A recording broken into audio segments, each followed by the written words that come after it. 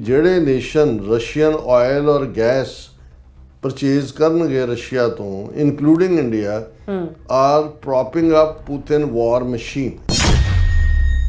The two lawmakers are pushing for the swift passage of the Sanctioning Russia Act of 2025, which calls for imposing penalties and tariffs as high as 500% on any country aiding Russia economically. India, China and Brazil to reconsider their economic ties with Moscow face 100% secondary sanctions if Russia does not commit to peace talks on Ukraine. If you live now in Beijing or in Delhi or you are the president of Brazil, you might want to take a look at this because this might hit you very hard. Please make the phone call to Vladimir Putin and tell him that he has to get serious about peace talks, because otherwise this will slam back on Brazil, on India and on China in a massive way.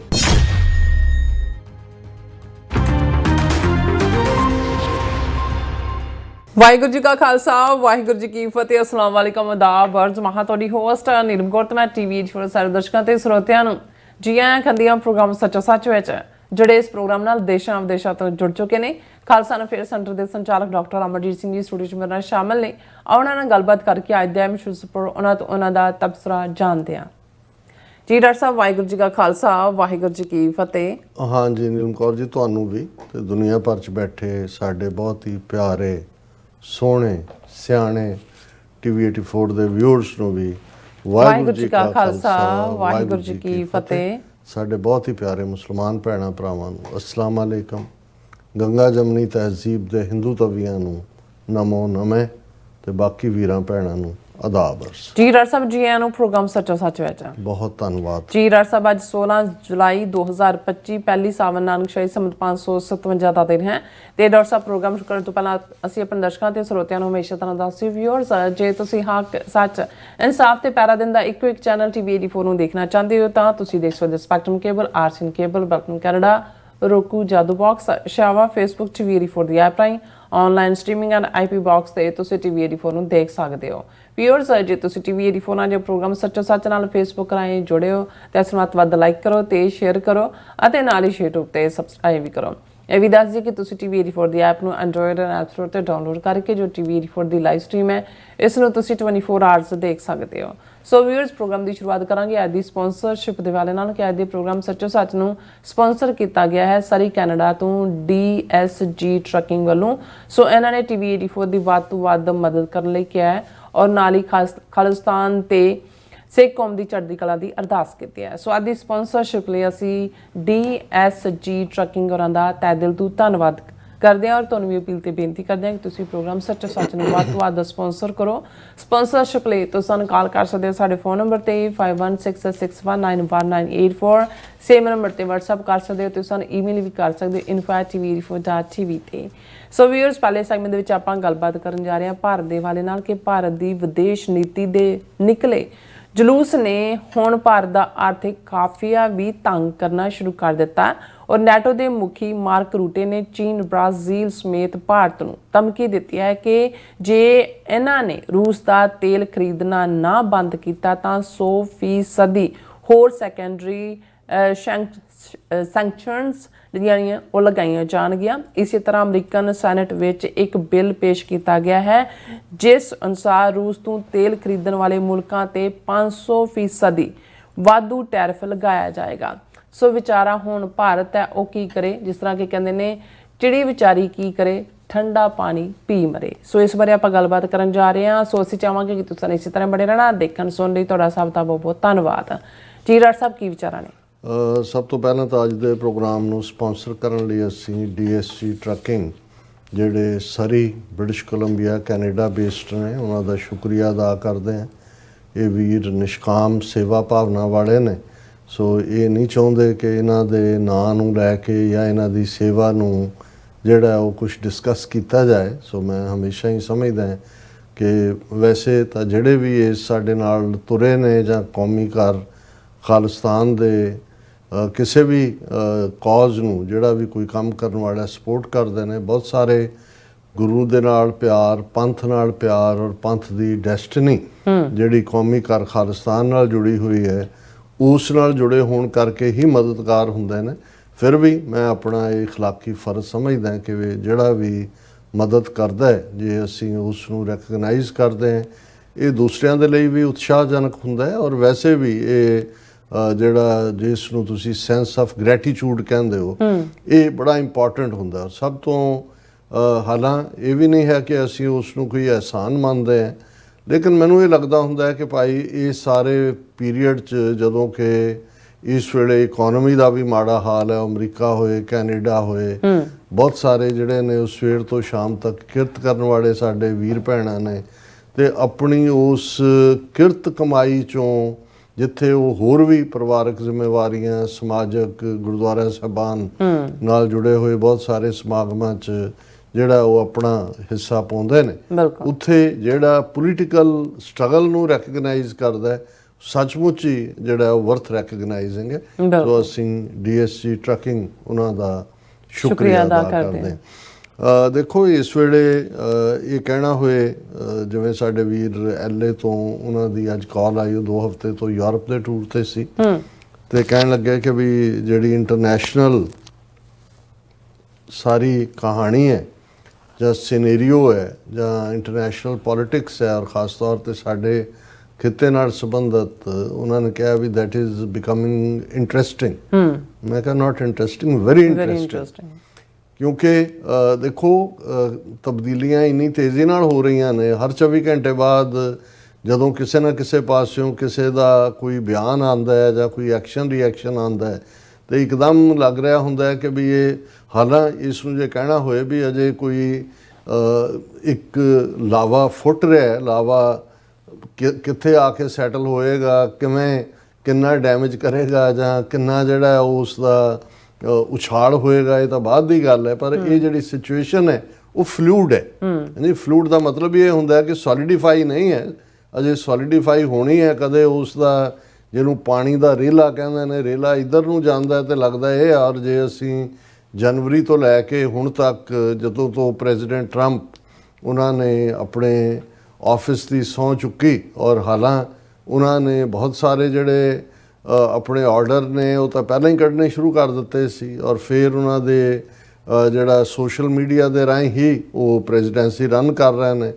ਫਿਰ ਜਿਹੜੇ ਉਹਨਾਂ ਦੇ ਪੋਲ ਪ੍ਰੋਮਿਸਿਸ ਸੀ ਔਰ ਜਿਸ ਕਿਸਮ ਦਾ ਉਹਨਾਂ ਦੀ ਦਾਅਵੇਦਾਰੀ ਸੀ ਕਿ ਭਾਈ ਅਸੀਂ ਯੂਕਰੇਨ ਵਾਰ 24 ਘੰਟੇ 'ਚ ਬੰਦ ਕਰਵਾ ਸਕਦੇ ਹਾਂ, ਗਜ਼ਾ ਦੇ ਵਿੱਚ ਵੀ ਸੀਜ਼ਫਾਇਰ ਹੋਏਗਾ ਔਰ ਦੂਸਰਾ ਔਰ ਟੈਰਿਫਸ ਦੀ ਅਨਾਊਂਸਮੈਂਟ ਜਿਹੜੀ ਉਹ ਕਰ ਹੀ ਰਹੇ ਸੀ, ਉਹ ਉਹਨਾਂ ਨੇ ਡੈਡਲਾਈਨਸ ਦਿੱਤੀਆਂ। ਹਾਲਾਂਕਿ ਜੇ ਅਸੀਂ ਇਹਨਾਂ ਜਨਵਰੀ ਤੋਂ ਲੈ ਕੇ ਹੁਣ ਇਹਨਾਂ ਜੁਲਾਈ ਦੇ ਅੱਜ ਪਹਿਲੀ ਸੌਣ ਹੈ, ਸਾਵਣ ਦਾ ਮਹੀਨਾ ਆ ਗਿਆ, ਜਦੋਂ ਅਸੀਂ ਜੇਠ ਹਾੜ ਤੱਪੇ ਤੇ ਸਾਵਣ ਭਾਦੋ ਵਸੇ, ਅੱਜ ਸਾਵਣ ਦਾ ਜਿਹੜਾ ਮੀਂਹ ਹੈ ਉਹਦਾ ਸ਼ਰਾਟਾ ਪੂਰਾ ਵਰਸਿਆ ਤੇ ਸਾਡੇ ਦਫ਼ਤਰ ਨੂੰ ਵੀ ਭਾਗ ਲਾਏ ਨੇ ਉਹਨਾਂ ਨੇ। ਅੱਜ ਉਹ ਤੋਂ ਉਡਾ ਦਿੱਤਾ ਇਸ ਕਿਸਮ ਦਾ ਵਰਸਣਾ ਸੀ, ਥੰਡਰਸਟਾਰਮ ਚੱਲ ਰਹੇ ਨੇ। ਸੋ ਲੇਕਿਨ ਪ੍ਰੈਜ਼ੀਡੈਂਟ ਟਰੰਪ ਤਾਂ ਗਰਜ ਵੀ ਰਹੇ ਨੇ ਤੇ ਅਜੇ ਵਰਸਣ ਦਾ ਤਾਂ ਬਹੁਤਾ ਪਤਾ ਨਹੀਂ ਹੈ, ਪਰ ਜਿਹੜੀ ਗਰਜ ਹੈ ਪਿਛਲੇ 6 ਮਹੀਨੇ ਤੋਂ ਇੰਨੀ ਤੇਜ਼ੀ ਦੇ ਨਾਲ ਹਰ ਫੀਲਡ 'ਚ ਹੈ, ਪਰ ਨਾਲ ਦੀ ਨਾਲ ਫਿਰ ਉਹ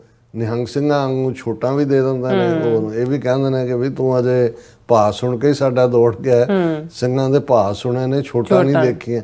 ਲੇਕਿਨ ਜਿਸ ਨੂੰ ਅਸੀਂ ਕਿਹਾ ਵੀ ਸਿਚੁਏਸ਼ਨ ਫਲੂਇਡ ਹੈ, ਕਿਸੇ ਪਾਸੇ ਵੀ ਜਿਹੜਾ ਇਹ ਟ੍ਰੈਂਡ ਜਾ ਸਕਦਾ। ਲੇਕਿਨ ਇੱਕ ਗੱਲ ਫॉर ਸਰਟਨ ਹੈ ਕਿ ਪ੍ਰੈਜ਼ੀਡੈਂਟ ਟਰੰਪ ਦੀ ਦੂਸਰੀ ਟਰਮ ਵੇਲੇ ਭਾਰਤ ਪ੍ਰਤੀ ਜੋ ਅਮਰੀਕਾ ਦਾ ਰਵੱਈਆ ਹੈ ਉਹ ਇਕੱਲਾ ਟੈਰਿਫਸ ਨੂੰ ਲੈ ਕੇ ਨਹੀਂ ਕਿ ਵੀ ਟ੍ਰੇਡ ਡੀਲ ਪਹਿਲਾਂ ਫੁੱਲ ਸਾਈਨ ਹੋਣ ਦਾ ਸੀ, ਫਿਰ ਮਿੰਨੀ ਦਾ ਸੀ, ਹੁਣ ਉਹ ਵੀ 31 ਜੁਲਾਈ ਤੱਕ ਚਲੀ ਗਈ। ਕਦੇ ਪੀਯੂਸ਼ ਗੋਇਲ ਆ ਕੇ ਬਹਿੰਦਾ ਹੈ, ਕਦੇ ਕੋਈ ਦੂਸਰੀ ਟੀਮ ਬਹਿੰਦੀ ਹੈ।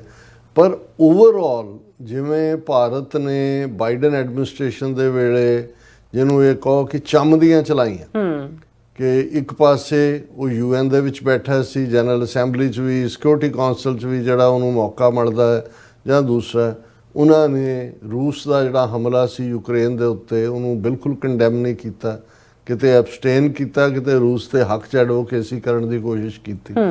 ਪਰ ਸਭ ਤੋਂ ਵਰਸਟ ਪਾਰਟ ਜਿਹੜਾ ਮੈਨੂੰ ਲੱਗਦਾ ਵੀ ਅਮਰੀਕਨਾਂ ਨੂੰ, ਇਹਨਾਂ ਦੇ ਪਾਲਿਸੀ ਮੇਕਰਸ ਨੂੰ ਰੜਕਦਾ ਰਿਹਾ, ਭਾਵੇਂ ਉਹ ਉਸ ਦਾ ਉਦੋਂ ਉਹਨਾਂ ਨੇ ਖੁੱਲ੍ਹ ਕੇ ਇਜ਼ਹਾਰ ਨਹੀਂ ਕੀਤਾ, ਕਿ ਰਸ਼ੀਆ ਦੇ ਉੱਤੇ ਜਿਹੜੀਆਂ ਸੈਂਕੜਿਆਂ ਸੈਂਕਸ਼ਨਸ ਨੇ, ਉਹਨਾਂ 'ਚੋਂ ਇੱਕ ਵੱਡੀ ਸੈਂਕਸ਼ਨ ਤਾਂ ਰਸ਼ੀਆ ਦੇ ਨਾਲ ਵਪਾਰ ਨਾ ਕਰਨਾ ਹੈ, ਉਸ ਦੀ ਕਿਸੇ ਚੀਜ਼ ਨੂੰ ਨਾ ਖਰੀਦਣਾ ਹੈ। ਪਰ ਭਾਰਤ ਨੇ ਜਿਵੇਂ ਉਸ ਨੂੰ ਵਾਇਲੇਟ ਕੀਤਾ ਹੈ, ਚਲੋ ਇੱਕ ਗੱਲ ਦੀ ਕਦੇ ਜਸਟੀਫਿਕੇਸ਼ਨ ਹੋ ਸਕਦੀ ਹੈ ਕਿ ਤੁਸੀਂ ਆਪਣੀਆਂ ਲੋੜਾਂ ਦੇ ਲਈ, ਕਿਉਂਕਿ ਭਾਰਤ ਦੇ ਕੋਲ 30% ਆਇਲ ਹੈ ਜਿਹੜਾ ਉਹ ਉਹਦੇ ਡੋਮੈਸਟਿਕ ਸੋਰਸਿਸ ਤੋਂ, ਭਾਵੇਂ ਬੰਬੇ ਦੇ ਸੀ ਸ਼ੋਰ ਦੇ ਉੱਤੇ ਚੋਂ ਮਿਲਿਆ ਆਇਲ ਹੈ ਜਾਂ ਕੁਛ ਨੈਚੁਰਲ ਹੈ, 30% ਉਹਨਾਂ ਦੇ ਕੋਲ ਹੈ।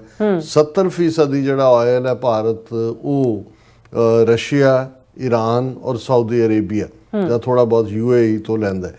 ਹੁਣ ਇਹ ਸਮਝ ਆ ਸਕਦਾ ਹੈ ਕਿ ਵੀ ਭਾਰਤ ਨੂੰ ਇਹ ਜਸਟੀਫਾਈ ਕਰਦਾ ਕਿ ਜੀ ਸਾਡੀ ਤਾਂ, ਅਸੀਂ ਅੰਡਰ ਡਿਵੈਲਪਡ ਕੰਟਰੀ ਹਾਂ, ਅਸੀਂ ਤਾਂ ਆਪਣਿਆਂ ਨੂੰ ਕਹਿਣ ਲਈ ਵਿਸ਼ਵ ਗੁਰੂ ਹਾਂ, ਪਰ ਸਾਡਾ ਹਾਲ ਮਾੜਾ ਹੈ, ਅਸੀਂ ਉਹਨਾਂ ਕੁ ਪਾਰਟ। ਔਰ ਉਹ ਜੇ ਅਸੀਂ ਇਹ ਦੇਖੀਏ ਵੀ ਜਦੋਂ ਪਿਛਲੇ ਪੀਰੀਅਡ 'ਚ ਸੈਂਕਸ਼ਨਸ ਵੀ ਰਸ਼ੀਆ 'ਤੇ ਰਹੀਆਂ ਨੇ, ਈਵਨ ਅਮਰੀਕਨ ਲਾਅ ਵੀ ਇਸ ਦੇ ਉੱਤੇ ਸਖਤ ਸੀ, SU 400 ਉਸ ਦੀ ਐਕਸੈਪਸ਼ਨ ਇੰਡੀਆ ਨੂੰ ਉਹਨਾਂ ਨੇ ਦੇ ਦਿੱਤੀ।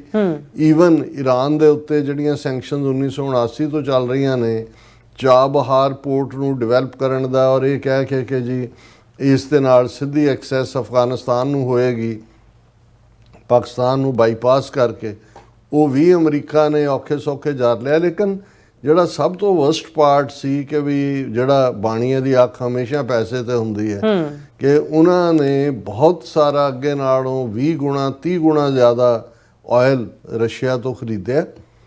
ਉਹਨੂੰ ਆਪਣੀਆਂ ਜਿਹੜੀਆਂ ਡਿਸਟਿਲਰੀਜ਼ ਔਰ ਜਿਹੜੇ ਫਰਨਸਿਸ ਔਰ ਰਿਫਾਈਨਰੀਜ਼ ਔਰ ਜੋ ਵੀ ਪ੍ਰੋਸੈਸ ਹੁੰਦੀ ਹੈ, ਕਿਉਂਕਿ ਜਦੋਂ ਜ਼ਮੀਨ 'ਚੋਂ ਇਹ ਪੈਟਰੋਲੀਅਮ ਪ੍ਰੋਡਕਟ ਨਿਕਲਦੇ ਨੇ ਤੇ ਇਹਨਾਂ ਨੂੰ ਜਿਹੜਾ ਉਹ ਬਹੁਤ ਜ਼ਿਆਦਾ ਇਹਨਾਂ ਦੇ ਉੱਤੇ ਫਿਰ ਕੰਮ ਕੀਤਾ ਜਾਂਦਾ ਰਿਫਾਈਨਰੀਜ਼ ਰਾਹੀਂ।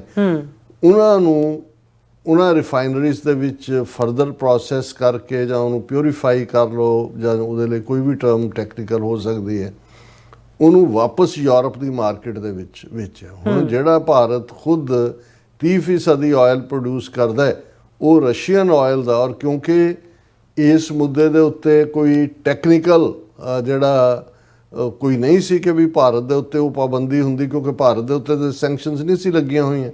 ਲੇਕਿਨ ਭਾਰਤ ਨੇ ਇੱਕ ਪਾਸੇ ਸੈਂਕਸ਼ਨਸ ਉਧਰੋਂ ਵਾਇਓਲੇਟ ਕੀਤੀਆਂ ਰਸ਼ੀਅਨ ਆਇਲ ਬਾਏ ਕਰਕੇ, ਫਿਰ ਉਹਨੂੰ ਪ੍ਰੋਸੈਸ ਕਰਕੇ ਵਾਪਸ ਯੂਰਪ ਦੀ ਮਾਰਕੀਟ 'ਚ। ਉਹਦਾ ਨਤੀਜਾ ਇਹ ਹੋਇਆ ਵੀ ਇਹਨਾਂ 3 ਸਾਲਾਂ 'ਚ ਜਦੋਂ ਤੋਂ ਇਹ ਯੂਕਰੇਨ ਰਸ਼ੀਆ ਜੰਗ ਚੱਲ ਰਹੀ ਹੈ, ਉਸ ਦੇ ਵਿੱਚ ਰਸ਼ੀਆ ਦੀ ਇਕਨੋਮੀ ਤਾਂ ਪਿਛਲੇ ਸਾਲਾਂ ਨਾਲੋਂ ਵੀ ਬੂਮ ਹੋਈ। ਹੁਣ ਇਹ ਪਾਰਟ ਚੱਲ ਰਿਹਾ ਸੀ। ਔਰ ਇਸੇ ਤਰ੍ਹਾਂ ਜਿਹੜਾ ਡਬਲ ਕ੍ਰਾਸ ਭਾਰਤ ਨੇ ਅਮਰੀਕਾ ਨੂੰ ਕਰਨ ਦੀ ਕੋਸ਼ਿਸ਼ ਕੀਤੀ, ਜਿਹੜਾ ਇਸ਼ੂ ਬੇਸ਼ੱਕ ਬਾਈਡਨ ਐਡਮਿਨਿਸਟ੍ਰੇਸ਼ਨ ਨੇ ਵੀ ਉਹਨੂੰ ਇਵੇਂ ਤਾਂ ਨਹੀਂ ਸੀ ਕਿ ਇਗਨੋਰ ਕੀਤਾ। ਜੇ ਇਗਨੋਰ ਕੀਤਾ ਹੁੰਦਾ ਤੇ ਫਿਰ ਪ੍ਰੈਜ਼ੀਡੈਂਟ ਬਾਈਡਨ ਜਿਹੜਾ ਪਿਛਲੇ ਸਾਲ ਰਿਪਬਲਿਕ ਡੇ ਦੇ ਉੱਤੇ ਉਹਨੂੰ ਇਨਵਾਈਟ ਕੀਤਾ ਸੀ ਬਾਈਡਨ ਨੂੰ, ਉਹ ਜ਼ਰੂਰ ਜਾਣਦਾ ਟ੍ਰਾਂਸਨੈਸ਼ਨਲ ਰਿਪਰੈਸ਼ਨ, ਕਿਉਂਕਿ ਅਮਰੀਕਾ ਦੇ ਲਈ ਇਹ ਬਹੁਤ ਵੱਡਾ ਧੱਜਕਾ ਸੀ। ਜਦੋਂ ਅਸੀਂ ਸੈਕੰਡ ਵਰਲਡ ਵਾਰ ਤੋਂ ਬਾਅਦ ਯੂਨਾਈਟਿਡ ਸਟੇਟਸ ਔਰ ਸੋਵੀਅਤ ਯੂਨੀਅਨ ਦੀ ਰਾਈਵਲਰੀ ਦੇਖਦੇ ਹਾਂ ਕੋਲਡ ਵਾਰ ਈਰਾ 'ਚ, ਉਦੋਂ ਹਾਲਾਂਕਿ 70 ਤੋਂ ਜ਼ਿਆਦਾ ਮੁਲਕਾਂ 'ਚ ਕਿਤੇ ਲੈਫਟਿਸਟ ਮੂਵਮੈਂਟਸ ਚੱਲ ਰਹੀਆਂ ਸੀ, ਕਿਤੇ CIA ਰਜੀਮ ਚੇਂਜ ਕਰ ਰਹੇ ਸੀ, ਕਿਤੇ ਅਸੈਸੀਨੇਸ਼ਨਸ ਹੋ ਰਹੀਆਂ ਸੀ ਪੋਲੀਟੀਕਲ ਹੈਡ ਆਫ ਸਟੇਟਸ ਦੀਆਂ। ਲੇਕਿਨ ਇੱਕ ਵੀ ਵਾਕਿਆ ਐਸਾ ਨਹੀਂ ਹੈ ਕਿ ਅਮਰੀਕਾ ਦੀ ਧਰਤੀ ਤੇ KGB ਸੋਵੀਅਤ ਯੂਨੀਅਨ ਦੀ ਏਜੰਸੀ ਨੇ ਕਿਸੇ ਨੂੰ ਹਿੱਟ ਕੀਤਾ ਹੋਏ, ਟਾਰਗੇਟ ਤੇ ਲਿਆ ਹੋਏ, ਮਾਰਿਆ ਹੋਏ। ਬਿਲਕੁਲ। ਔਰ ਇਵੇਂ ਹੀ ਕੈਨੇਡਾ ਦੇ ਹਵਾਲੇ ਨਾਲ ਵੀ ਸੀ, ਜਾਂ 5 ਆਈਜ਼ ਕੰਟਰੀਜ਼ ਜਿਹੜੀਆਂ 1945 ਦੇ ਵਿੱਚ ਇੰਟੈਲੀਜੈਂਸ ਸ਼ੇਅਰਿੰਗ ਦਾ ਜਿਹਨਾਂ ਦਾ ਐਗਰੀਮੈਂਟ ਸੀ। ਪਰ ਇੱਥੇ ਜਿਸ ਲੈਵਲ ਤੇ ਕੈਨੇਡਾ 'ਚ ਤਾਂ ਹਰਦੀਪ ਸਿੰਘ ਨਿੱਜਰ ਦਾ ਮਰਡਰ ਕੀਤਾ ਹੀ ਕੀਤਾ, ਲੇਕਿਨ ਜਿਵੇਂ ਨਿਊਯਾਰਕ ਦੀ ਧਰਤੀ ਤੇ ਗੁਰਪਤਵੰਤ ਪੰਨੂ ਮਰਡਰ ਪਲਾਟ, ਜਿਸ ਨੂੰ FBI ਦੇ ਅੰਡਰ ਕਵਰ ਏਜੰਟਸ ਨੇ ਜਿਹੜਾ ਉਸ ਨੂੰ ਫਾਈਲ ਕੀਤਾ, ਫੇਲ ਕੀਤਾ, ਇਹ ਵੀ ਇੱਕ ਬਹੁਤ ਵੱਡੀ ਗੱਲ ਸੀ ਕਿ ਇੱਕ ਥਰਡ ਰੇਟ ਮੁਲਕ ਅਮਰੀਕਾ 'ਚ, ਗੱਲ ਇਹ ਨਹੀਂ ਹੈ ਵੀ ਉਹ ਗੁਰਪਤਵੰਤ ਪੰਨੂ ਸਿੱਖ ਹੈ ਜਾਂ ਕੋਈ ਗੋਰਾ ਹੁੰਦਾ ਜਾਂ ਕਾਲਾ ਹੁੰਦਾ ਜਾਂ ਪੀਲਾ ਹੁੰਦਾ, ਉਹਦੇ ਨਾਲ ਫਰਕ, ਅਮਰੀਕਨ ਸਿਟੀਜ਼ਨ, ਬਿਲਕੁਲ, ਕਿ ਵੀ ਇੱਕ ਇਸ ਲੈਵਲ ਦੇ ਉੱਤੇ। ਔਰ ਜੇ ਸੋਵੀਅਤ ਯੂਨੀਅਨ ਜਾਂ ਚਾਈਨਾ ਜਾਂ ਈਰਾਨ ਵੀ ਲਓ, ਕੱਲ੍ਹ ਨੂੰ ਕਰ ਵੀ ਦਿੰਦਾ ਹੈ, ਉਹ ਤਾਂ ਦੁਸ਼ਮਣ ਮੁਲਕ ਨੇ। ਪਰ ਤੁਸੀਂ ਦੋਸਤੀ ਦੀ ਗਾਰਬ ਦੇ ਵਿੱਚ ਇੱਕ ਫਰੈਂਡਲੀ ਕੰਟਰੀ ਹੋਣ ਦੇ ਨਾਤੇ, ਜਿਹਨੂੰ ਜਿਵੇਂ ਜੇ ਹੁਣ ਟੈਰਿਫ ਦੀ ਗੱਲ ਹੈ ਤੇ ਵੀ ਫਰੀडम ਦਿੱਤੀ ਹੋਈ ਹੈ ਕਿ ਕੋਈ ਟੈਰਿਫ ਹੀ ਨਹੀਂ ਹੈ ਉਹਨਾਂ ਨੇ ਅਮਰੀਕਾ ਤੇ ਕਿੰਨੇ, ਲੇਕਿਨ ਇਹਦੇ ਬਾਵਜੂਦ ਇਹ ਅਮਰੀਕਨ ਪਾਲਿਸੀ ਮੇਕਰਸ ਦੀ ਗ੍ਰੇਸ ਸੀ ਕਿ ਉਹਨਾਂ ਨੇ ਸਾਰੇ ਪੀਰੀਅਡ ਦੇ ਵਿੱਚ ਜਿਹੜਾ ਇਹ ਫਰੀडम ਬਹੁਤ ਸਾਰੇ ਮੁਲਕਾਂ ਨੂੰ ਦੇ ਛੱਡੀ। ਇਹ ਵੀ ਜਿਹੜੇ ਅਮਰੀਕਾ ਦਾ ਕੋਰ, ਭਾਵੇਂ ਉਹਨਾਂ ਨੂੰ ਅਸੀਂ ਰਾਈਟ ਵਿੰਗਰ ਕਹੀਏ, ਦੂਸਰੇ ਕਹੀਏ, ਜਦੋਂ ਅਮਰੀਕਨ ਨੇਸ਼ਨਹੁੱਡ ਦੀ ਗੱਲ ਆਉਂਦੀ ਹੈ ਜਾਂ ਅਮਰੀਕਨ ਸਿਟੀਜ਼ਨਸ ਦੇ ਇੰਟਰਸਟ ਦੀ ਗੱਲ ਆਉਂਦੀ ਹੈ, ਉਹ ਸਭ ਤੋਂ ਜ਼ਿਆਦਾ ਵੋਕਲ ਹੁੰਦੇ ਨੇ। ਸੋ ਇਹ ਵੀ ਇੱਕ ਪਾਰਟ ਜਿਹੜਾ ਹੈ ਉਹ ਸਿਮਰਿੰਗ ਸੀ। ਔਰ ਬਾਕੀ ਟਰੰਪ ਦੇ ਨਾਲ ਜਿਹੜਾ ਸਮਾਰਟ ਬਿਜ਼ਨਸਮੈਨ ਤਾਂ ਹੈ ਹੀ ਹੈ, over A period of time ਮੈਨੂੰ ਲੱਗਦਾ ਹੈ ਵੀ ਉਹਨਾਂ ਨੇ ਇਹਨਾਂ ਦਾ ਜਿਹੜਾ ਡਬਲ ਫੇਸਡ ਵਰਤਾਰਾ ਹੈ ਉਹ ਮੋਦੀ ਦਾ ਹੋਏ, ਉਹਨਾਂ ਦੀ ਸਰਕਾਰ ਦਾ ਹੋਏ। ਔਰ ਜਿਵੇਂ ਟਰੰਪ ਨੂੰ ਡਿਫੀਟ ਹੋਣ ਤੋਂ ਬਾਅਦ ਇਗਨੋਰ ਕੀਤਾ, ਜਦੋਂ ਉਹਦਾ ਇਲੈਕਸ਼ਨ ਕੈਂਪੇਨ 'ਚ ਮੋਦੀ ਆ ਕੇ ਇੱਥੇ ਮਿਲਣ ਤੋਂ ਵੀ ਇਨਕਾਰੀ ਹੋਇਆ, ਔਰ ਅਦਰਵਾਈਜ਼ ਨਮਸਤੇ ਟਰੰਪ, ਅਬ ਕੀ ਬਾਰ ਟਰੰਪ ਸਰਕਾਰ। ਸੋ ਇਹ ਇਹਨਾਂ ਦਾ ਕੰਬੀਨੇਸ਼ਨ ਹੈ। ਸੋ ਕਿਉਂਕਿ ਦੇਖੋ ਅਲਟੀਮੇਟਲੀ ਭਾਰਤ ਨੇ ਇਹ ਕਹਿ ਕੇ ਕਿ ਜੀ ਅਸੀਂ ਨੌਨ ਅਲਾਈਨਡ ਹੈ, ਪਹਿਲੇ ਪੀਰੀਅਡ ਦੇ ਵਿੱਚ ਤਾਂ ਦੋਨੋਂ ਪਾਸਿਆਂ ਦੀ ਮਲਾਈ ਖਾਧੀ, ਸੋਵੀਅਤ ਯੂਨੀਅਨ ਦੀ ਵੀ ਅਮਰੀਕਾ ਦੀ ਵੀ, ਉਹ ਕਿਤੇ ਨਾ ਕਿਤੇ ਟੋਲਰੇਬਲ ਵੀ ਸੀ ਕਿ ਵੀ ਚਲੋ ਖੁੱਲ੍ਹ ਕੇ ਨੰਗੇ ਚਿੱਟੇ ਹੋ ਕੇ ਕਿਸੇ ਦੇ ਨਾਲ ਨਹੀਂ ਲੱਗਦੇ। ਪਰ ਦੂਸਰੇ ਪਾਸੇ ਜਦੋਂ ਭਾਰਤ ਨੇ ਇਸ ਕਿਸਮ ਦਾ ਰਵੱਈਆ ਲੈਣਾ ਸ਼ੁਰੂ ਕੀਤਾ ਕਿ ਤੁਸੀਂ ਰੂਸ ਦੇ ਨਾਲ ਜੰਗ ਚੱਲ ਰਹੀ ਹੈ, ਔਰ ਮੋਦੀ ਜਿਹੜਾ ਜਾ ਕੇ ਇੱਥੇ ਬਾਈਡਨ ਨੇ ਉਹਨਾਂ ਦੇ ਨੈਟੋ ਵਾਲਿਆਂ ਦੀ ਮੀਟਿੰਗ ਸੱਦੀ ਹੋਈ ਹੈ ਔਰ ਯੂਰਪੀਅਨ ਯੂਨੀਅਨ ਦੀ, ਔਰ ਮੋਦੀ ਜਾ ਕੇ ਉਹਦੇ ਕੈਬਿਨ 'ਚ ਬੈਠਾ ਪੁਤਿਨ ਦੇ, ਔਰ ਜਿਹੜਾ ਉਹਨਾਂ ਦਾ ਹਾਈਐਸਟ ਸਿਵਿਲੀਅਨ ਅਵਾਰਡ ਹੈ ਉਹ ਉਹਨਾਂ ਤੋਂ ਲੈ ਰਿਹਾ। ਉਹਦੀ ਟਾਈਮਿੰਗ ਉਹ ਬਹੁਤ ਅਮਰੀਕਾ ਦੇ ਲਈ ਉਹ ਇੱਕ ਐਂਬੈਰਸਿੰਗ ਮੂਵਮੈਂਟ ਸੀ ਕਿ ਵੀ ਇੱਕ ਪਾਸੇ ਤੁਸੀਂ ਇਹਨੂੰ ਭਾਰਤ ਨੂੰ ਕੰਸੈਸ਼ਨ ਦਿੰਦੇ ਹੋ ਔਰ ਉਹ ਜਾ ਕੇ ਉੱਥੇ ਬੈਠੇ। ਸੋ ਇਹ ਸਾਰੇ ਦਾ ਨਤੀਜਾ, ਔਰ ਫਿਰ ਇਹ ਦੱਸਣ ਦੇ ਲਈ ਕਿ ਜੀ ਅਸੀਂ ਤਾਂ ਆਲ ਪਲੇਇੰਗ ਹੈ, ਨੌਨ ਅਲਾਈਨਡ ਅਸੀਂ ਨਹੀਂ ਹੈ। ਉਹਨੇ ਏਸ਼ੀਆਨ ਦਾ ਵੀ ਹਿੱਸਾ, ਬ੍ਰਿਕਸ ਦਾ ਵੀ ਹਿੱਸਾ, G20 ਦੇ ਵਿੱਚ ਵੀ ਵੜਿਆ, ਔਰ G20 ਦੇ ਵੇਲੇ ਵੀ ਜੋ ਡਰਾਮੇਬਾਜ਼ੀ ਕੀਤੀ ਦਿੱਲੀ ਦੇ ਵਿੱਚ, ਜਿਹੜੇ ਸਾਰੇ ਜੇ ਉਹਦੇ ਤੇ 170 ਵੱਡੇ ਬਿਲ ਬੋਰਡ ਲੱਗੇ ਸੀ ਤੇ 150 ਜਿਹੜੇ ਨੇ ਉਹ ਇਕੱਲੀ ਮੋਦੀ ਦੀ ਫੋਟੋ ਸੀ। ਹੁਣ ਗੈਰ ਔਰ ਇਸ ਲੈਵਲ ਤੇ ਵੀ ਕਿ ਵੀ ਈਵਨ ਬਾਈਡਨ ਨੂੰ ਭਾਰਤ G20 ਦੇ ਵੇਲੇ ਪ੍ਰੈਸ ਕਾਨਫਰੰਸ ਨਹੀਂ ਕਰਨ ਦਿੱਤੀ ਉਹਨਾਂ ਨੇ ਉੱਥੇ ਕਿ ਨਹੀਂ, ਕਿਉਂਕਿ ਜੇ ਪ੍ਰੈਸ ਕਾਨਫਰੰਸ ਹੁੰਦੀ ਸਵਾਲ ਪੁੱਛਿਆ ਜਾਣਾ ਸੀ ਟਰਾਂਸਨੈਸ਼ਨਲ ਰਿਪਰੈਸ਼ਨ ਦੇ ਉੱਤੇ। ਉਹ ਉੱਥੋਂ ਉੱਡ ਕੇ ਜਦੋਂ G20 ਦਾ ਹੋਇਆ, ਉਹਨੇ ਆ ਕੇ ਜਿਹੜੀ ਹੈ ਵੀਅਤਨਾਮ ਦੇ ਵਿੱਚ, ਕਿਉਂਕਿ ਨੈਕਸਟ ਟ੍ਰਿਪ ਦੇ ਵਿੱਚ ਵੀਅਤਨਾਮ ਸੀ, ਉੱਥੇ ਪ੍ਰੈਸ ਕਾਨਫਰੰਸ ਕੀਤੀ। ਸੋ ਇਹ ਮੈਂ ਸਾਰਾ ਵੇਰਵਾ ਇਸ ਲਈ ਦੇ ਰਿਹਾ ਵੀ ਹੁਣ ਜਿਹੜਾ ਵਰਤਾਰਾ ਉਹ ਅਮਰੀਕਨ ਐਡਮਿਨਿਸਟ੍ਰੇਸ਼ਨ ਹੋਏ, ਜ਼ਾਹਰ ਹੈ ਪ੍ਰੈਜ਼ੀਡੈਂਟ ਟਰੰਪ ਦੇ ਥੱਲੇ, ਉਹ ਨੈਟੋ ਦੀ ਲਾਈਨ ਹੋਏ, ਔਰ ਉਹ ਸਾਰੇ ਨਾਲ ਸੰਬੰਧਿਤ ਜਾਂ ਯੂਰਪੀਅਨ ਯੂਨੀਅਨ ਦਾ ਵਰਤਾਰਾ ਹੋਏਗਾ ਆਉਣ ਵਾਲੇ ਪੀਰੀਅਡਸ। ਉਹ ਭਾਰਤ ਨੂੰ ਹੁਣ ਉਹਨਾਂ ਨੇ ਬਿਲਕੁਲ ਸਿੱਧਾ ਲਿਆ ਕੇ ਕਟਹਿਰੇ 'ਚ ਖੜਾ ਕਰ ਦਿੱਤਾ ਹੈ। ਔਰ ਇੱਕ ਕੱਸਿਆ ਪਿਟਿਆ ਹੀ ਸ਼ੇਅਰ ਹੈ ਵੈਸੇ, ਪਰ ਇਹ ਐਕਸਪਲੇਨ ਕਰਦਾ ਵੀ ਭਾਰਤ ਨੂੰ ਉਹਨਾਂ ਨੇ ਸਿੱਧੀ ਇਹ ਚੋਇਸ ਦਿੱਤੀ ਹੈ ਕਿ ਦੋ ਰੰਗੀ ਛੋੜ ਕਰ ਯਕ ਰੰਗ ਹੋ ਜਾ, ਸਰਾਸਰ ਮੋਮ ਹੋ ਜਾਂ ਸੰਗ ਹੋ ਜਾ। ਸੰਗ ਪੱਥਰ ਨੂੰ ਕਹਿੰਦੇ ਨੇ, ਇਸ ਲਈ ਸੰਗ ਤਰਾਸ਼ ਜਿਹੜਾ ਪੱਥਰ ਘਾੜਾ ਹੁੰਦਾ ਹੈ, ਜਿਹੜਾ ਓਵਰਆਲ ਇਸ ਦੇ ਲਈ ਸੰਗ ਦਿਲ ਵੀ ਕਿਹਾ ਜਾਂਦਾ ਵੀ ਉਹ ਸੰਗ ਦਿਲ ਹੈ, ਪੱਥਰ ਦਿਲ ਕਿ ਵੀ ਦੋ ਰੰਗੀ ਛੋੜ ਕਰ ਯਕ ਰੰਗ ਹੋ ਜਾ, ਕਿ ਵੀ ਜਿਹੜੇ ਡਿਊਲਿਟੀ ਰੱਖੀ ਹੋਈ ਹੈ ਇਹਨੂੰ ਛੱਡ, ਯਕ ਇੱਕ ਰੰਗ ਹੋ ਜਾ, ਸਰਾਸਰ ਮੋਮ ਹੋ ਜਾਂ ਸੰਗ ਹੋ ਜਾ, ਜਾਂ ਪੱਥਰ ਬਣ ਜਾ ਜਾਂ ਮੋਮ ਹੋ ਜਾ।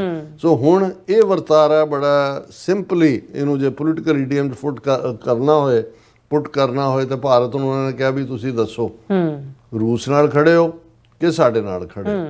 ਜੇ ਤੁਸੀਂ ਰੂਸ ਨਾਲ ਖੜੇ ਹੋ ਫਿਰ ਤਿਆਰ ਰਹੋ ਸੈਂਕਸ਼ਨ ਦੇ ਲਈ ਵੀ, ਟੈਰਿਫਸ ਦੇ ਲਈ ਵੀ।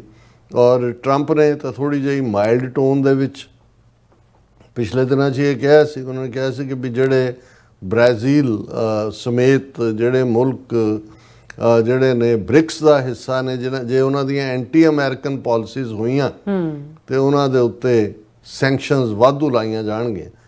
ਹੁਣ ਨੈਟੋ ਜਦੋਂ ਅਸੀਂ ਨਾਰਥ ਐਟਲਾਂਟਿਕ ਟ੍ਰੀਟੀ ਆਰਗੇਨਾਈਜੇਸ਼ਨਸ ਕਹਿੰਦੇ ਹਾਂ, ਤੇ ਇਹ ਵੈਸਟਰਨ ਯੂਰਪ ਦੇ ਮੁਲਕਾਂ ਦਾ ਉਹ ਸਮੂਹ ਜਿਹੜਾ ਅਮਰੀਕਾ ਨੇ ਬਣਾਇਆ ਔਰ ਉਹ ਸੀ ਯੂਰਪ ਦੇ ਵਿੱਚ ਸੋਵੀਅਤ ਯੂਨੀਅਨ ਦੇ ਪਸਾਰ ਨੂੰ ਰੋਕਣਾ, ਜੰਗਾਂ ਦੇ ਵਿੱਚ ਸ਼ਿਰਕਤ ਅਮਰੀਕਾ ਦੇ ਨਾਲ ਕਰਨੀ। ਇਸ ਦਾ ਜਵਾਬ ਜਿਹੜਾ ਰਸ਼ੀਆ ਸੋਵੀਅਤ ਯੂਨੀਅਨ ਨੇ ਵਾਰਸਾ ਪੈਕਟ ਬਣਾਇਆ ਸੀ। ਵਾਰਸਾ ਦੇ ਵਿੱਚ ਈਸਟਰਨ ਯੂਰਪ ਜਿਸ ਦੇ ਉੱਤੇ ਸੋਵੀਅਤ ਯੂਨੀਅਨ ਦਾ ਕਬਜ਼ਾ ਸੀ ਆਲਮੋਸਟ, ਉਹ ਉਹਨਾਂ ਮੁਲਕਾਂ ਦਾ ਸਮੂਹ ਸੀ।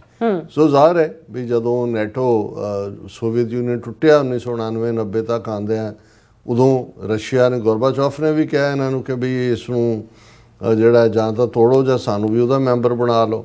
ਲੇਕਿਨ ਬ੍ਰੈਜ਼ਨੇਫ ਜਿਹਨੇ ਉਸ ਪੀਰੀਅਡ ਦੀ ਫੋਰਨ ਪਾਲਿਸੀ, ਉਹਨਾਂ ਨੇ ਕਿਹਾ ਜੀ ਅਸੀਂ ਨੈਟੋ ਅਸੀਂ ਐਕਸਪੈਂਡ ਨਹੀਂ ਕਰਾਂਗੇ, ਈਸਟਰਨ ਯੂਰਪ ਦਾ ਕੋਈ ਮੁਲਕ ਇਹਦੇ 'ਚ ਨਹੀਂ ਆਏਗਾ, over A period of time ਨੂੰ ਖ਼ਤਮ ਕੀਤਾ ਜਾਏਗਾ। ਲੇਕਿਨ ਹੋਇਆ ਇਸ ਦੇ ਉਲਟ, ਜਿਵੇਂ ਅਸੀਂ ਜ਼ਿਕਰ ਕੀਤਾ ਸੀ ਬਾਲਟਿਕ ਸਟੇਟਾਂ ਨੂੰ ਵੀ ਮੈਂਬਰ ਬਣਾਉਂਦੇ ਯੂਕਰੇਨ ਤੱਕ ਪਹੁੰਚ ਗਏ ਔਰ ਉਹ ਐਕਸਟ੍ਰੀਮ ਪ੍ਰੋਵੋਕੇਸ਼ਨ ਸੀ, ਜਿਹਦੇ ਜਵਾਬ ਦੇ ਵਿੱਚ ਫਿਰ ਰਸ਼ੀਆ ਨੇ ਜਿਹੜਾ ਉਹ 2014 ਦੇ ਵਿੱਚ ਕ੍ਰਾਈਮੀਆ ਲਿਆ। 3 ਸਾਲ ਪਹਿਲਾਂ ਉਹਨਾਂ ਨੇ ਡਾਇਰੈਕਟ ਹਮਲਾ ਕਰਕੇ ਇਸ ਵੇਲੇ 20% ਤੋਂ ਜ਼ਿਆਦਾ ਟੈਰੀਟੋਰੀ ਜਿਹੜੀ ਹੈ ਯੂਕਰੇਨ ਦੀ ਉਹ ਰਸ਼ੀਆ ਨੇ ਹਥਿਆਈ ਹੈ। ਔਰ ਐਵਰੀ ਨਾਈਟ ਬਹੁਤ ਵੱਡੀ ਗਿਣਤੀ ਦੇ ਵਿੱਚ ਡਰੋਨ ਅਟੈਕ ਹੁੰਦੇ ਨੇ, ਉਹਨਾਂ ਦੀ ਕੈਪੀਟਲ ਕੀਵ ਤੇ ਵੀ ਹੁੰਦਾ ਹੈ ਔਰ ਇਹ ਸਾਰਾ ਪਾਰਟ ਚੱਲ ਰਿਹਾ। ਔਰ ਪਿਛਲੇ ਦਿਨੀ ਪ੍ਰੈਜ਼ੀਡੈਂਟ ਟਰੰਪ ਨੇ ਜਿਹੜਾ ਉਹ 59 ਦਿਨ ਦਿੱਤੇ, ਹੁਣ ਸ਼ਾਇਦ 50 ਰਹਿ ਗਏ ਨੇ ਕਿ ਭਾਈ ਕਰੋ, ਅਦਰਵਾਈਜ਼ ਅਸੀਂ ਸੈਂਕਸ਼ਨ ਲਾਵਾਂਗੇ।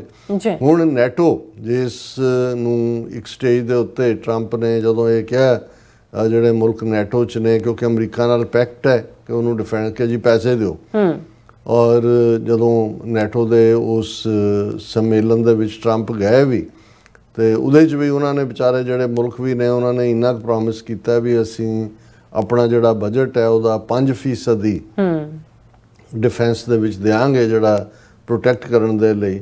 ਔਰ ਨੈਟੋ ਦੇ ਜਿਹੜੇ ਚੀਫ ਹੈ ਉਹ ਮਾਰਕ ਰੂਟੇ ਨਹੀਂ, ਔਰ ਜਦੋਂ ਟਰੰਪ ਅਮਰੀਕਾ ਤੋਂ ਗਏ ਉਦੋਂ ਈਰਾਨ ਇਜ਼ਰਾਈਲ ਕਨਫਲਿਕਟ ਹੋ ਕੇ ਹਟਿਆ ਸੀ ਔਰ ਸੀਜ਼ ਫਾਇਰ ਕਰਵਾ ਦਿੱਤਾ ਸੀ ਟਰੰਪ ਨੇ, ਲੇਕਿਨ ਇਜ਼ਰਾਈਲ ਨੇ ਉਹਨੂੰ ਵਾਇਲੇਟ ਕੀਤਾ ਤੇ ਟਰੰਪ ਨੇ ਜਿਹੜਾ ਉਹ ਜਹਾਜ਼ ਤੇ ਚੜ੍ਹਦਿਆਂ ਜਿਹੜਾ ਇੱਕ ਪੂਰਾ ਐਫ ਲਫ਼ਜ਼ ਇਸਤੇਮਾਲ ਕਰਕੇ ਇਜ਼ਰਾਈਲ ਨੂੰ ਚੰਗੀ ਤਰ੍ਹਾਂ ਕੋਸਿਆ ਸੀ ਔਰ ਈਰਾਨ ਨੂੰ। ਇਹ ਬੜਾ ਅਨਪਾਰਲੀਮੈਂਟਰੀ ਸੀ। ਔਰ ਜਦੋਂ ਉੱਥੇ ਨੈਟੋ ਦੇ ਉਹ ਸਾਰੇ ਸੰਮੇਲਨ ਦੇ ਵਿੱਚ ਮਾਰਕ ਰੂਟੇ ਨੂੰ ਪੁੱਛਿਆ ਗਿਆ ਤੇ ਉਹਨਾਂ ਨੇ ਕਿਹਾ ਵੀ Trump is like a daddy. ਔਰ ਡੈਡੀ ਜਿਹੜੇ ਨੇ ਉਹ ਕਹਿੰਦੇ ਹੀ ਹੁੰਦੇ ਨੇ, ਉਹਨਾਂ ਦਾ ਕੋਈ ਗੁੱਸਾ ਨਹੀਂ ਕਰਦਾ। ਤੇ ਉਹ ਵੈਸੇ ਟਰੰਪ ਨੇ ਬਾਅਦ ਚ ਇੰਜੋਏ ਵੀ ਕੀਤਾ, ਉਹਨੇ ਕਿਹਾ he has asked me daddy, so I am daddy. So ਉਹ ਉਸ ਤੋਂ ਇਹ ਸੀ ਕਿ ਵੀ ਇੱਕ ਪਾਸੇ ਤਾਂ ਉਹ ਪਲੈਕੇਟ ਕਰਨ ਦੀ ਲਾਈਨ ਹੈ, ਪਰ ਦੂਸਰੇ ਪਾਸੇ ਇਹ ਹੈ ਕਿ ਵੀ ਟਰੰਪ ਨੂੰ ਡਿਫੈਂਡ ਕਰਨ ਦੀ ਲਾਈਨ ਵੀ। ਔਰ ਹੁਣ ਜਿਹੜੇ ਨੇ ਮਾਰਕ ਰੂਟੇ ਪਿਛਲੇ ਦਿਨੀ DC ਦੇ ਵਿੱਚ ਸੀ, ਟਰੰਪ ਨੂੰ ਮਿਲੇ, ਜੁਆਇੰਟ ਪ੍ਰੈਸ ਕਾਨਫਰੰਸ ਵੀ ਕੀਤੀ, ਸਖਤ ਲਾਈਨ ਲਈ ਪੂਰਾ ਅਮਰੀਕਾ ਦੇ ਨਾਲ। ਔਰ ਉਹਨਾਂ ਦੀ ਮੀਟਿੰਗ ਤੋਂ ਬਾਅਦ ਹੀ ਟਰੰਪ ਨੇ ਕਿਹਾ ਕਿ ਵੀ ਰਸ਼ੀਆ ਨੇ ਮੈਨੂੰ ਡਿਸਅਪੁਆਇੰਟ ਕੀਤਾ ਹੈ, ਕਿ ਮੈਂ ਫੁੱਲੀ ਗਿਵ ਅਪ ਤਾਂ ਨਹੀਂ ਕੀਤਾ, ਪਰ ਨਾਲ ਹੀ ਇਹ ਵੀ ਐਲਾਨ ਕੀਤਾ ਕਿ ਅਸੀਂ ਜਿਹੜਾ ਉਸ ਯੂਕਰੇਨ ਨੂੰ ਵਾਧੂ ਜਿਹੜਾ ਉਹ ਦਿਆਂਗੇ ਹਥਿਆਰ ਵੀ, military aid including air defence system, missiles, ammunition, ਔਰ ਇਸ ਨੂੰ ਯੂਰਪੀਅਨ ਅਲਾਈਜ਼ ਫੰਡ ਕਰਨਗੇ। ਸੋ ਉਹਨਾਂ ਰਾਹੀਂ ਥਰਡ ਪਾਰਟੀ ਰਾਹੀਂ। ਸੋ ਇਹ ਵੀ ਇੱਕ ਸਕਸੈਸ ਸੀ ਨੈਟੋ ਦੀ ਕਿ ਵੀ ਜਿਹੜਾ ਟਰੰਪ ਇਹ ਕਹਿ ਕੇ ਵੀ ਯੂਕਰੇਨ ਦੀ ਵਾਰ ਮੈਂ ਤਾਂ ਨਹੀਂ ਸ਼ੁਰੂ ਕੀਤੀ, ਤਾਂ ਬਾਈਡਨ ਨੇ ਕੀਤੀ ਹੈ, ਉਹਨਾਂ ਦੀ ਹਮਾਇਤ ਲੈਣ ਦੇ ਵਿੱਚ ਉਹ ਕਾਮਯਾਬ ਰਹੇ। ਲੇਕਿਨ ਜਿਹੜਾ ਸਾਡਾ ਫੇਵਰੇਟ ਵਿਸ਼ਵ ਗੁਰੂ ਭਾਰਤ ਨਾਲ ਸੰਬੰਧਿਤ ਮਾਰਕ ਰੂਟੇ ਦਾ ਕਮੈਂਟ ਹੈ, ਔਰ ਮਾਰਕ ਰੂਟੇ ਕੋਈ ਮਾੜਾ ਮੋਟਾ ਬੰਦਾ ਨਹੀਂ ਹੈ, ਬੈਕਗਰਾਉਂਡ ਹੈ ਨੀਦਰਲੈਂਡਸ ਦਾ ਪ੍ਰਾਈਮ ਮਿਨਿਸਟਰ ਵੀ ਲੰਬਾ ਵਕਤ ਰਿਹਾ, ਸ਼ਾਇਦ 9-10 ਸਾਲ ਜਾਂ ਇਸ ਤੋਂ ਵੀ ਜ਼ਿਆਦਾ। ਬਹੁਤ ਐਕਸਪੀਰੀਅੰਸਡ ਸਟੇਟਸਮੈਨ ਲਾਈਕ ਹੈ, ਪੋਪੂਲਰ ਹੈ, ਸਿਚੁਏਸ਼ਨ ਨੂੰ ਸਮਝਦਾ ਹੈ। ਔਰ ਮਾਰਕ ਰੂਟੇ ਨੇ ਜੋ ਕੁਛ ਕਿਹਾ, ਮੈਂ ਉਸ ਦੇ ਲਫ਼ਜ਼ ਜਿਹੜੇ ਇੰਟਰਨੈਸ਼ਨਲ ਮੀਡੀਆ ਨੇ ਕਵਰ ਕੀਤੇ ਨੇ ਮੈਂ ਉਹ ਦੁਹਰਾਉਣਾ ਚਾਹੁੰਦਾ। ਔਰ ਭਾਰਤ ਦੇ ਜੇ ਕੰਨ ਖੜੇ ਹੀ ਨਹੀਂ ਹੋਏ, ਉਹ ਜਿਹੜੇ ਨੇ ਭਾਰਤ ਦੇ ਵਿੱਚ ਘਬਰਾਹਟ ਪਸਰੀ ਹੋਈ ਹੈ। ਅੱਜ ਹੀ ਮੈਂ ਦੇਖ ਰਿਹਾ ਸੀ ਕਿ ਜਿਹੜੇ ਉਹਨਾਂ ਦੇ ਯੂਟਿਊਬਰ ਬੜਾ ਇੱਕ ਸਟੇਜ ਦੇ ਉੱਤੇ ਮਾਣ ਕਰਦੇ ਸੀ ਕਿ ਜੀ ਵੈਸਟਰਨ ਕੰਟਰੀਜ਼ ਔਰ ਦੂਸਰੇ ਦੇਖੋ ਭਾਰਤ ਦੀ ਸਫਲ ਨੀਤੀ ਦੂਜੀ, ਉਹ ਹੁਣ ਐਨ ਮੂੰਹ ਭਰ ਕੇ ਅਮਰੀਕਾ ਨੂੰ ਔਰ ਵੈਸਟਰਨ ਕੰਟਰੀਜ਼ ਨੂੰ ਉਹਨਾਂ ਨੂੰ ਗਾਲਾਂ ਕੱਢ ਰਹੇ ਨੇ ਕਿ ਜੀ ਇਹ ਤਾਂ ਜਿਹੜਾ ਉਹ ਇਹ ਬਸਤੀਵਾਦੀ ਨੇ ਔਰ ਕਲੋਨੀਅਲ ਨੇ। ਤੇ ਹੁਣ ਮਾਰਕ ਰੂਟੇ ਨੇ ਜੋ ਕਿਹਾ ਉਹਦੇ 'ਚ ਉਹਨਾਂ ਨੇ ਇਹ ਕਿਹਾ ਪ੍ਰੈਸ ਕਾਨਫਰੰਸ ਦੇ ਵਿੱਚ ਵਾਸ਼ਿੰਗਟਨ 'ਚ। ਔਰ ਜਦੋਂ ਉਹਨਾਂ ਨੇ ਕਿਹਾ, ਉਹਨਾਂ ਦੇ ਨਾਲ ਦੋ ਪ੍ਰਮੁੱਖ ਸੈਨੇਟਰ ਅਮਰੀਕਾ ਦੇ ਥੌਮ ਟਿਲਸ ਤੇ ਜੀਐਨ ਸ਼ਾਹੀਨ ਵੀ ਬੈਠੇ ਹੋਏ ਸੀ। ਉਹਨਾਂ ਨੇ ਕਿਹਾ he urged India, China and Brazil to reconsider their economic ties with Moscow or face 100% secondary sanctions if Russia does not commit to peace talks on Ukraine। ਇਹਨਾਂ ਤਿੰਨਾਂ ਮੁਲਕਾਂ ਨੂੰ ਹੁਣ ਕਿਉਂਕਿ ਜਿਹੜਾ ਇੰਡੀਆ, ਚਾਈਨਾ, ਬ੍ਰਾਜ਼ੀਲ ਜਿਹੜਾ ਹੈ ਔਰ ਰਸ਼ੀਆ ਇਹ ਉਹਦਾ ਹਿੱਸਾ ਨੇ ਸਾਰੇ। ਹੁਣ ਇਹਨਾਂ ਤਿੰਨਾਂ ਨੂੰ ਕਿਹਾ ਵੀ ਤੁਸੀਂ ਜਾਂ ਤਾਂ ਪੁਤਿਨ ਨੂੰ ਮਨਾਓ ਕਿ ਵੀ ਗੱਲਬਾਤ ਕਰੇ ਔਰ ਉੱਥੇ ਪੀਸ ਕਰੇ, ਅਦਰਵਾਈਜ਼ ਜੇ ਤੁਸੀਂ ਉਹਨਾਂ ਦੇ ਨਾਲ ਸੰਬੰਧ ਨਾ ਤੋੜੇ ਤਾਂ ਫਿਰ ਤੁਹਾਡੇ ਤੇ ਵੀ 100% ਸੈਕੰਡਰੀ ਸੈਂਕਸ਼ਨਸ ਲੱਗਣਗੇ। ਫਿਰ ਇੱਥੇ ਹੀ ਨਹੀਂ ਰੁਕਿਆ ਰੂਟੇ, ਉਹਨੇ ਕਿਹਾ ਮਾਈ encouragement to these 3 countries particularly is that if you live now in Beijing or in Delhi or you are the president of Brazil, you might want to take a look at this because this might hit you very hard। ਹੁਣ ਕਿਹਾ ਵੀ ਹੁਣ ਵੇਲਾ ਆ ਗਿਆ, ਭਾਵੇਂ ਤੁਸੀਂ Beijing 'ਚ ਰਹਿੰਦੇ ਹੋ, ਦਿੱਲੀ 'ਚ ਰਹਿੰਦੇ ਹੋ ਜਾਂ ਬ੍ਰਾਜ਼ੀਲ 'ਚ ਰਹਿੰਦੇ ਹੋ, ਕਿ ਵੀ ਉਹਨੂੰ ਇਸ ਦੇ ਉੱਤੇ ਹੁਣ ਜਿਹੜਾ ਤਿਆਰ ਰਹੋ ਇਸ ਦੇ ਖਮਿਆਜ਼ਾ ਭੁਗਤਣ ਦੇ ਲਈ। ਫਿਰ ਉਹਨਾਂ ਨੇ ਫਰਦਰ ਕਿਹਾ ਕਿ he further appeal to these nations to pressure Russia into talks। Please make the phone call to Vladimir Putin and tell him that he has to get serious about peace talks because otherwise this will slam back on Brazil, on India and on China in a massive way। ਕਿ ਵੀ phone ਚੁੱਕੋ, Putin ਨੂੰ ਕਹੋ ਵੀ ਗੱਲਬਾਤ ਕਰੇ, otherwise ਇਹ ਤੁਹਾਨੂੰ ਜਿਹੜਾ ਇਸ ਦੇ ਖਮਿਆਜ਼ੇ ਭੁਗਤਣੇ ਪੈਣਗੇ। ਬ੍ਰਾਜ਼ੀਲ ਵਾਲੇ ਨੇ ਤਾਂ ਡਿਫਾਈਨਡ ਸਟੈਂਡ ਲਿਆ ਹੀ ਹੈ, ਉਹ ਪਹਿਲਾਂ ਹੀ ਉਦੋਂ ਟਰੰਪ ਨੇ ਵੀ ਉਹਨੂੰ ਚੈਲੰਜ ਕੀਤਾ। ਉਹ ਸਾਊਥ ਅਮਰੀਕਾ ਵਾਲਿਆਂ ਨੂੰ ਪਤਾ ਹੈ ਵੀ ਉਹਨਾਂ ਨੇ ਕਿਵੇਂ ਡੀਲ ਕਰਨਾ। ਚਾਈਨਾ ਉਹ ਆਪਣਾ ਉਹਨਾਂ ਦਾ ਇੰਨਾ ਵੱਡਾ ਅੱਡਾ ਗੱਡਾ ਹੈ, ਜਾਂ ਦੂਜਾ ਵੀ ਚਾਈਨਾ ਜਿਹੜਾ ਉਹਨੇ rather Chinese president Xi Jinping vows greater support for Russia. ਆ ਜਿਹੜੀ ਉਹਨਾਂ ਦੀ ਕਾਨਫਰੰਸ ਹੋਈ, ਰਸ਼ੀਅਨ ਫੋਰਨ ਮਿਨਿਸਟਰ ਆਇਆ ਹੋਇਆ ਸੀ, ਉਹ ਤਾਂ ਜ਼ਿਆਦਾ ਉਹ ਤਾਂ ਰਸ਼ੀਆ ਨੇ ਚੀਨ ਦੇ ਪੈਰ ਫੜ ਲਏ ਹੋਏ ਨੇ ਵੀ ਅਸੀਂ ਤੁਹਾਡੇ ਛੋਟੇ ਭਾਈ ਹਾਂ। ਸੋ ਰਸ਼ੀਆ ਵੀ ਚਾਈਨਾ ਵੀ ਡਿਫਾਈਨਡ ਹੋਏਗਾ, ਬ੍ਰਾਜ਼ੀਲ ਤਾਂ ਹੈ ਹੀ ਹੈ। ਹੁਣ ਭਾਰਤ ਕਿਉਂਕਿ ਉਹਦੇ ਲਈ ਉਹ ਅਫੋਰਡ ਹੀ ਨਹੀਂ ਸੀ ਕਰ ਸਕਦੇ ਕਿ ਵੀ ਉਹ ਨੌਨ ਅਲਾਈਨਮੈਂਟ ਚੋਂ ਨਿਕਲ ਕੇ ਇੱਕ ਧਿਰ ਦੇ ਵਿੱਚ ਆਉਣ। ਪਰ ਇਹ ਜਿਵੇਂ ਹੁੰਦਾ ਹੈ ਕਿ ਵੀ ਜਦੋਂ ਜਿਵੇਂ ਭਾਈ ਗੁਰਦਾਸ ਜੀ ਨੇ ਕਿਹਾ ਵੀ ਜੇ ਤੁਹਾਡਾ ਆਗੂ ਹੀ ਤੁਹਾਨੂੰ ਉਜੜ ਪਾ ਦੇ ਤੇ ਉਹ ਕੀ ਕਰ ਸਕਦਾ ਕਾਫਲਾ, ਜੇ ਆਗੂ ਹੀ ਲਿਜਾ ਕੇ ਜਿਹੜਾ ਉਹ ਠੱਗਾਂ ਦੇ ਹਵਾਲੇ ਕਰਵਾ ਦੇ। ਸੋ ਇਹ ਮੋਦੀ ਔਰ ਐਸ ਜੈ ਸ਼ੰਕਰ ਦੀ ਜਿਹੜੀ ਵਿਦੇਸ਼ ਨੀਤੀ ਹੈ ਉਹਨੇ ਲਿਆ ਕੇ ਉੱਥੇ ਖੜਾ ਕਰ ਦਿੱਤਾ। ਔਰ ਦੂਸਰਾ ਪਾਰਟ ਅਸੀਂ ਦੇਖਦੇ ਹਾਂ ਵੀ ਇਕੱਲੀ ਗੱਲ ਇਹ ਨਹੀਂ ਹੈ ਕਿ ਵੀ ਨੈਟੋ ਚੀਫ ਨੇ ਕਿਹਾ ਜਾਂ ਦੂਸਰਾ। ਹੁਣ ਅਮਰੀਕਨ ਸੈਨੇਟ ਦੇ ਵਿੱਚ ਇੱਕ ਬਿੱਲ ਜਿਹੜਾ ਦੋ ਬੜੇ ਪਾਵਰਫੁਲ ਸੈਨੇਟਰ ਨੇ, ਸੈਨੇਟਰ ਲਿੰਜ਼ੀ ਗ੍ਰੈਮ ਤੇ ਰਿਚਰਡ ਬਲੂਮੈਂਥਲ, ਉਹਨਾਂ ਨੇ ਇੱਕ ਬਿੱਲ ਪੇਸ਼ ਕੀਤਾ ਹੋਇਆ ਸੈਂਕਸ਼ਨਿੰਗ ਰਸ਼ੀਆ ਐਕਟ ਆਫ 2025। ਔਰ ਇਸ ਦੇ ਅਨੁਸਾਰ ਜਿਹੜਾ ਇਹ ਹੈ ਕਿ ਵੀ ਜਿਹੜੇ ਨੇਸ਼ਨ ਰਸ਼ੀਅਨ ਆਇਲ ਔਰ ਗੈਸ ਪਰਚੇਜ਼ ਕਰਨਗੇ ਰਸ਼ੀਆ ਤੋਂ, including India, are propping up Putin war machine. ਇਹਨਾਂ ਸੈਨੇਟਰਸ ਨੇ ਕਿਹਾ ਕਿ ਜਿਹੜਾ ਉਹ ਮਾਰ ਰਿਹਾ ਯੂਕਰੇਨ 'ਚ, ਇਹਦੇ ਪਿੱਛੇ ਇੰਡੀਆ ਔਰ ਉਹ ਨੇ ਜਿਹੜੇ ਉਹਨਾਂ ਦਾ ਤੇਲ ਖਰੀਦ ਰਹੇ ਨੇ। The two lawmakers are pushing for the swift passage of the sanctioning Russia Act of 2025, which calls for imposing penalties and tariffs as high as 500% on any country aiding Russia economically। ਉਹ 100% economical sanctions ਦੀ ਗੱਲ ਕਰ ਰਹੇ ਨੇ। ਔਰ ਇਹ ਜਿਹੜਾ senate bill ਹੈ ਜਿਹਨੂੰ ਆਲਮੋਸਟ 80 ਸੈਨੇਟਰਸ ਦੀ ਹਮਾਇਤ ਹਾਸਲ ਹੈ, ਉਹ ਇਹ ਪੁਸ਼ ਕਰ ਰਹੇ ਨੇ ਕਿ ਵੀ ਜਿਹੜਾ ਵੀ ਰਸ਼ੀਆ ਦੇ ਨਾਲ ਡੀਲ ਕਰੇਗਾ ਉਹਦੇ ਤੇ 500% ਐਕਸਟਰਾ ਟੈਰਿਫ ਲਾਇਆ ਜਾਏਗਾ। ਸੋ ਤੁਸੀਂ ਬਿਲਕੁਲ ਠੀਕ ਕਿਹਾ ਵੀ ਭਾਰਤ ਦਾ ਹਾਲ ਤੇ ਹੁਣ ਇਹ ਹੈ ਕਿ ਚਿੜੀ ਵਿਚਾਰੀ ਕੀ ਕਰੇ ਕੀ ਕਰੇ ਠੰਡਾ ਠੰਡਾ ਪਾਣੀ ਪਾਣੀ ਪੀ ਪੀ ਮਰੇ। ਜੀ ਡਾਕਟਰ ਸਾਹਿਬ ਤੁਹਾਡਾ ਬਹੁਤ ਬਹੁਤ ਸ਼ੁਕਰੀਆ। ਸੋ ਅਥਲੇ ਨੇ ਬ੍ਰੇਕ ਤੇ ਜਾਣ ਤੋਂ ਪਹਿਲਾਂ ਅਸੀਂ ਆਪਣੇ ਦਰਸ਼ਕਾਂ ਤੇ ਸਰੋਤਿਆਂ ਨੂੰ ਅਪੀਲ ਤੇ ਬੇਨਤੀ ਕਰਦੇ ਹਾਂ ਵੀਅਰਸ, ਜਿਸ ਤਰ੍ਹਾਂ ਤੁਸੀਂ ਜਾਣਦੇ ਹੋ ਕਿ ਟੀਵੀ 84 ਹੱਕ ਸੱਚ ਇਨਸਾਫ ਦੀ ਆਵਾਜ਼ ਬੁਲੰਦ ਕਰ ਰਿਹਾ ਹੈ। ਇਹ ਆਵਾਜ਼ ਤੁਹਾਡੇ ਪਿਆਰ ਸਦਕਾ, ਤੁਹਾਡੇ ਵਿਸ਼ਵਾਸ ਸਦਕਾ, ਤੁਹਾਡੇ ਡੋਨੇਸ਼ਨ ਸਦਕਾ ਹੀ ਹੋ ਸਕਦੀ ਹੈ। ਸੋ ਅਸੀਂ ਚਾਹਾਂਗੇ ਕਿ ਤੁਸੀਂ ਟੀਵੀ 84 ਦੀ ਚੜ੍ਹਦੀ ਕਲਾ ਲਈ ਵੱਧ ਤੋਂ ਵੱਧ ਡੋਨੇਟ ਕਰੋ। ਡੋਨੇਟ ਕਰਨ ਲਈ ਸਾਡੀ ਵੈਬਸਾਈਟ tv84.tv ਤੇ ਜਾ ਕੇ ਪੇਪਲ ਦੀ ਵਰਤੋਂ ਕਰਕੇ ਵਨ ਟਾਈਮ ਡੋਨੇਟ ਕਰ ਸਕਦੇ ਹੋ, ਮੰਥਲੀ ਡੋਨੇਟ ਵੀ ਕਰ ਸਕਦੇ ਹੋ। ਤੁਸੀਂ ਟੀਵੀ 84 ਦੇ ਨਾਮ ਤੇ ਚੈੱਕ ਬਣਾ ਕੇ ਸਾਨੂੰ ਮੇਲ ਵੀ ਕਰ ਸਕਦੇ ਹੋ ਸਾਡੇ ਇਸ ਪਤੇ ਤੇ 36-01 37th Avenue, Long Island City, New York 11101 USA, ਜਾਂ ਫਿਰ ਤੁਸੀਂ ਸਾਨੂੰ ਫੋਨ ਰਾਹੀਂ ਵੀ ਸੰਪਰਕ ਕਰ ਸਕਦੇ ਹੋ 5166191984। ਤੁਸੀਂ ਸਾਨੂੰ ਈਮੇਲ ਵੀ ਕਰ ਸਕਦੇ ਹੋ info@tv84.tv ਤੇ। ਅਸੀਂ ਤੁਹਾਡੇ ਤਹਿ ਦਿਲ ਤੋਂ ਸ਼ੁਕਰਗੁਜ਼ਾਰ ਹੋਵਾਂਗੇ। ਸੋ ਅਥਲੇ ਨੇ ਬ੍ਰੇਕ ਵੀਅਰਸ, ਤੁਸੀਂ ਇਸੇ ਤਰ੍ਹਾਂ ਬਣੇ ਰਹਿਣਾ। ਮਿਲਦੇ ਹਾਂ ਆਫਟਰ ਦਿਸ ਸ਼ਾਰਟ ਬ੍ਰੇਕ।